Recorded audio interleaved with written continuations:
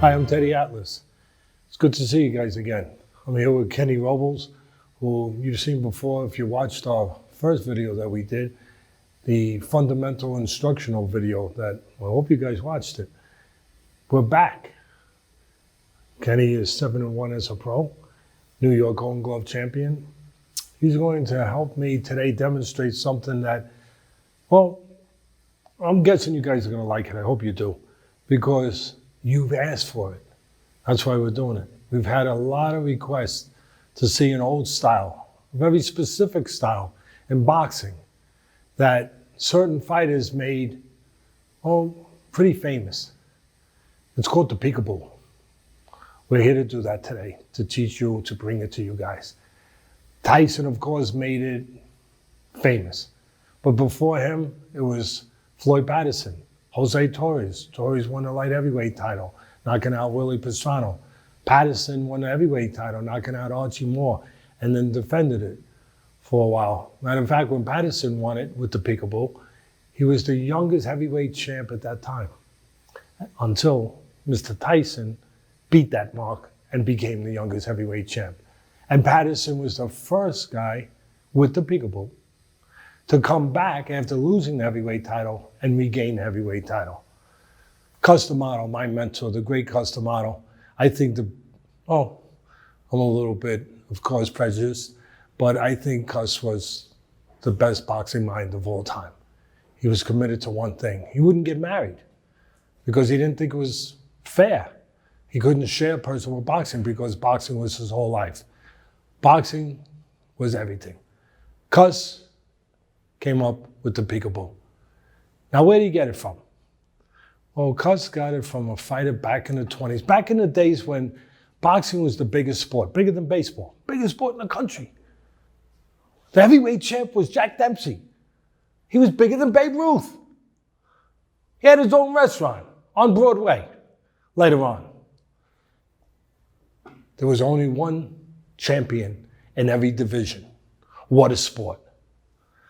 And there was a fighter in the 20s, light heavyweight champ, a great fighter. He had 300 fights. You can't do that today. That ever doesn't exist. You could never have 300 fights. His name was Slapsy Maxie Rosenblum. Now, I guess you could probably figure out why he was silent. He wasn't a puncher, all right? He couldn't break an egg. But Cus watched this man, and Cus, he took his style, and he made adjustments, adaptations. You know, he just plied it a little bit the way he wanted to, but he took the idea of it, and presto, what's born? The peekaboo was born. Now, Slapsy was the kind of guy that Cus said, Teddy, he could stand right in front of you, and you couldn't hit him in the backside with a handful of buckshot. He made you miss. So Cus loved that style. And again, he adapted it into his own. He made some adjustments to it, additions to it. Now, what was the motivation for Cus?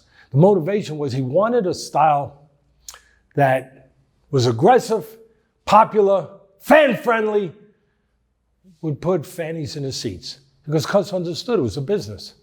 If you don't put fannies in the seats, you might be good, but you're not paying your bills. You want to make money. You want to, and at the same time, you want to be real good. A style that was efficient, effective, aggressive, catch the eye, effective. So Cus came up with the peekaboo, aggressive, where you're forcing guys to throw at you, you're making a miss, you're creating openings, and you're punching back. So you know what it really is? The funny thing about it, it's counterpunching in an aggressive fashion. Yeah, it's counterpunching, going forward instead of going backwards. It's where you're making things happen. Now, the first thing for you to understand is it ain't everybody's cup of tea. You know, this is for the guy that doesn't walk into the swimming pool. He dives in backwards. This is the guy that wants to drive the Ferrari on an Autobahn and see how fast he can go. This is the guy who wants to go sky gliding whatever the heck they call it. I ain't going. He's going to jump off a 5,000-foot cliff and he's going to glide.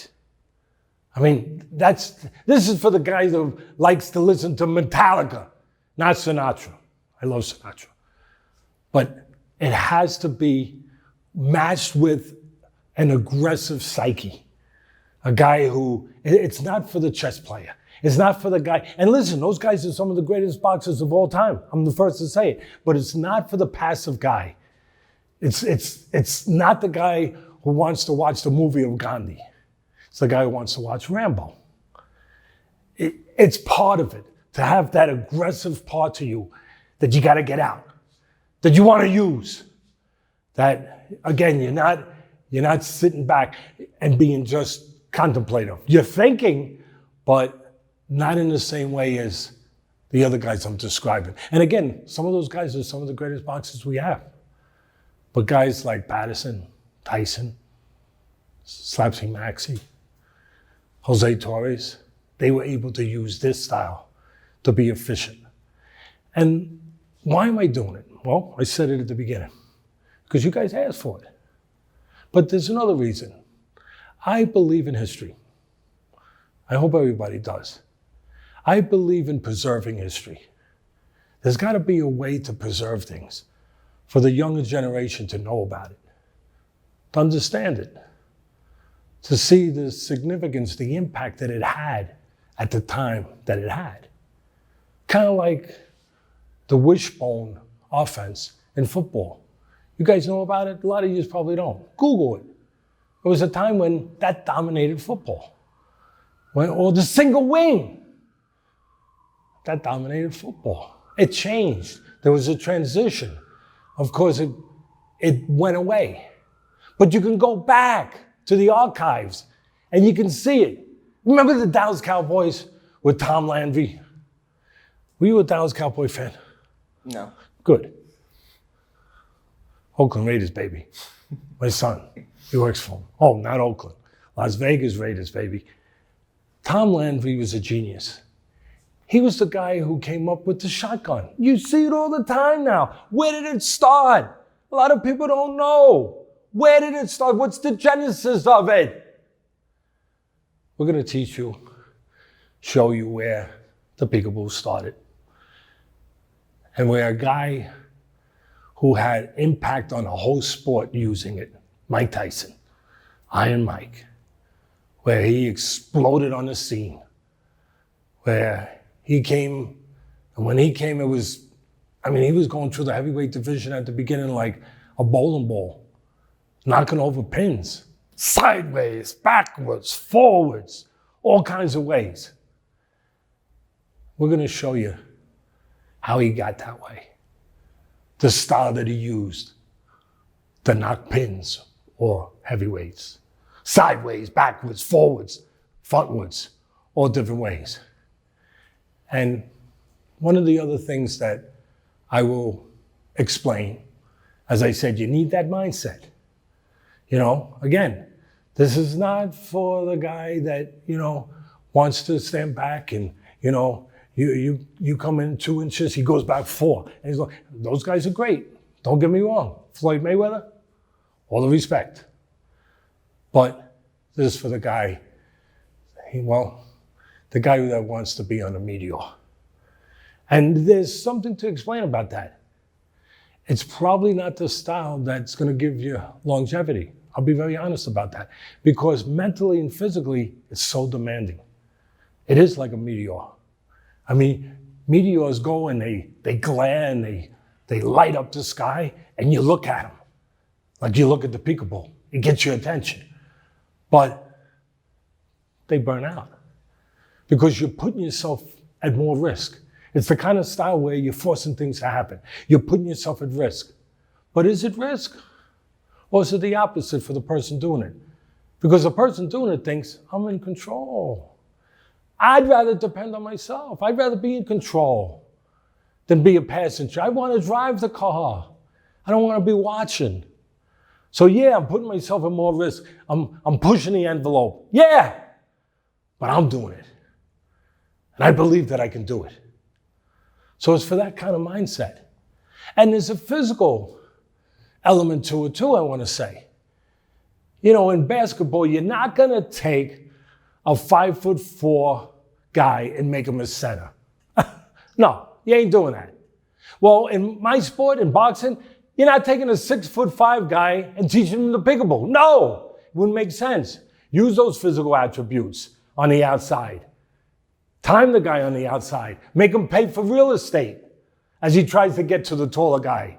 Mug him as he tries to go through a bad neighborhood.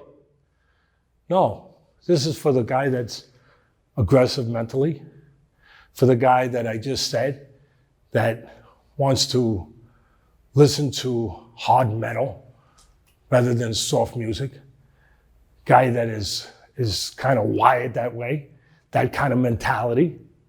And physically, it's for a guy like Tyson, who's 5'10", 5'11", shorter arms. Joe Frazier, Rocky Marciano, those type guys. And it doesn't hurt if you can bang a little bit, because you're putting yourself in position to have opportunities to hit home runs. You're always in that position. You make a guy, oh, you're right there.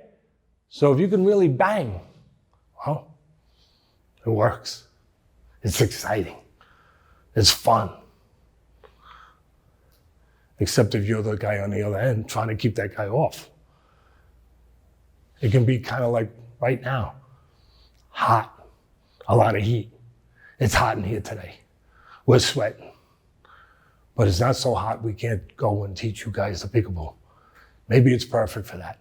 Maybe the weather is made for that today. Maybe it was meant to be. Thanks for being with us. The last thing I say to you is, we're not going to go through the nuances of how to throw the punch, you know, all those basics. You have them already. You have when you watch the first tape, our first instructional that I did, right? Right? Right? I hope so. If not, go watch. So we're not going to show all that, the technical parts of how to throw and, you know, your legs, your stance. We're going to show one thing today, the peekaboo. You ready? Let's do it. Let's go show them.